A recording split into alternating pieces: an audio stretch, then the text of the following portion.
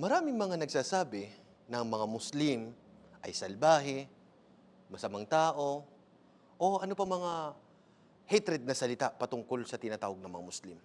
Ngunit, alam niyo ho ba mga kababayan, anong ibig sabihin ng Muslim?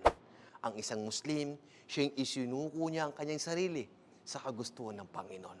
Sa madaling salita, ang Muslim ay mabuting tao, mapagkakatiwalaan.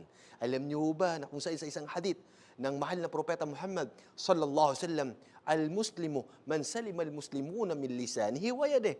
Ang tunay ika na Muslim na kung saan safe ang kanyang kapatid sa kanyang dila at ganun din sa kanyang kamay. Alam niyo ba, kami mga Muslim, hindi magiging ganap, kompleto kaming pananampalataya. Kami busog at ang kapitbahay namin ay gutom. Tingnan niyo kaganda ng turo ng pananampalataya ito.